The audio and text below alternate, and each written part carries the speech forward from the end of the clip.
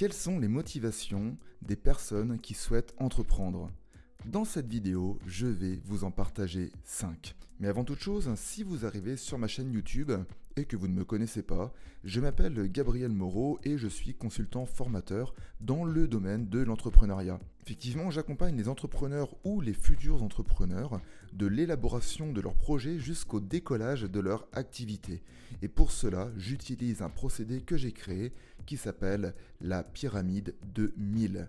Si vous souhaitez en savoir plus, je vous incite à aller voir les liens qui sont dans la description de cette vidéo. Revenons à nos moutons et parlons des motivations des personnes qui souhaitent entreprendre. Motivation numéro 1, réaliser ses rêves. D'après différentes études réalisées, il apparaît que beaucoup de personnes, et pour être plus précis, 2 personnes sur 3 rêvent de devenir un jour entrepreneur. Maintenant, ce n'est pas pour autant que les gens vont le faire, vont passer à l'action, mais cela représente quand même beaucoup de personnes. Et oui, qui n'a pas eu à un moment donné de sa vie le rêve d'être son propre patron? Donc, nous pouvons compter cette motivation comme étant une des principales. Deuxième motivation, devenir maître de son temps. Une fois de plus, combien de personnes rêvent d'avoir la totalité de leur temps à gérer? Quand vous devez, par exemple, vous occuper de vos enfants, lorsqu'il y a des grèves à l'école, par exemple, ou alors que vous avez des rendez-vous chez le notaire, ou que vous avez des rendez-vous chez le médecin, ou que sais-je, et que lorsque vous êtes salarié, vous êtes plus ou moins obligé de justifier votre sortie, votre demande de sortie, un petit peu comme lorsque vous étiez à l'école, alors que lorsque vous êtes entrepreneur, vous n'avez aucun justificatif à vous demander, c'est l'avantage, et donc vous êtes complètement maître et libre de choisir les activités que vous allez faire durant votre temps de travail.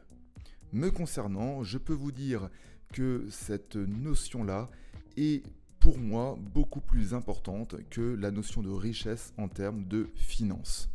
Et c'était d'ailleurs une de mes principales motivations lorsque je souhaitais devenir entrepreneur.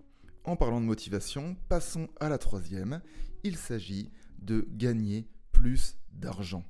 Que l'on soit bien d'accord, je ne suis pas en train de vous dire que tous les entrepreneurs gagnent beaucoup plus d'argent que lorsqu'ils étaient salariés. J'ai connu différents entrepreneurs qui sont revenus salariés parce qu'ils trouvaient qu'ils faisaient beaucoup trop d'heures pour gagner un salaire équivalent à ce qu'ils gagnaient avant en tant que salarié justement. Par contre, la bonne nouvelle, c'est que selon le corps d'activité dans lequel vous allez évoluer et selon votre stratégie, il y a effectivement beaucoup plus de chances que vous gagniez plus d'argent que si par exemple vous restez salarié. Parce qu'une chose est quasiment certaine, c'est qu'en tant que salarié, mis à part si vous avez des diplômes ou si vous avez par exemple la chance de pouvoir être mobile et donc déménager pour prétendre à d'autres postes et donc essayer de gravir les échelons, mais généralement il est quand même assez compliqué de gravir les échelons en termes de salaire lorsque l'on est salarié.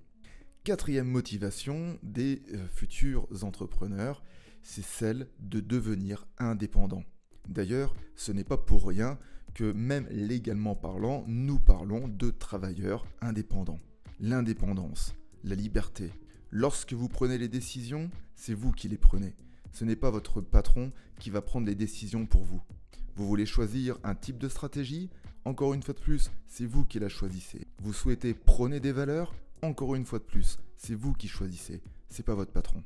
Enfin, la cinquième motivation, avoir une vie qui a du sens. Combien de nouveaux entrepreneurs j'ai rencontrés et qui m'ont expliqué qu'ils avaient quitté le milieu du salariat parce qu'il n'y avait aucun sens.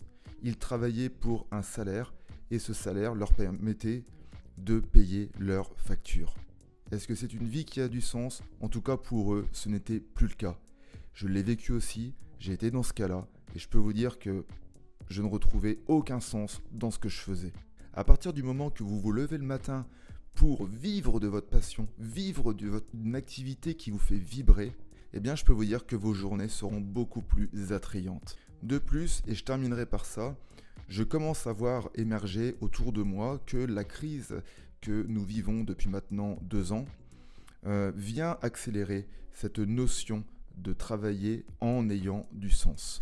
Je n'ai pas encore tous les éléments qui me permettent de vous partager les motivations de ces personnes, donc je préfère en rester là, mais néanmoins, je vois que ça commence à émerger. Si vous regardez les chiffres de la création d'entreprises en 2020, eh bien je peux vous dire que la crise, de ce point de vue-là, n'a pas fait baisser la création d'entreprises, bien au contraire. Maintenant, attendons encore quelques mois, voire encore 1 ou 2 années, avant d'être un peu plus clair sur ce sujet.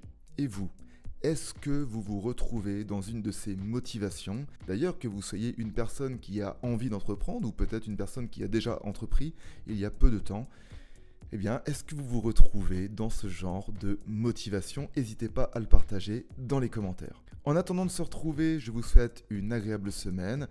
On se dit à très bientôt et n'oubliez jamais que toute évolution provient d'une action.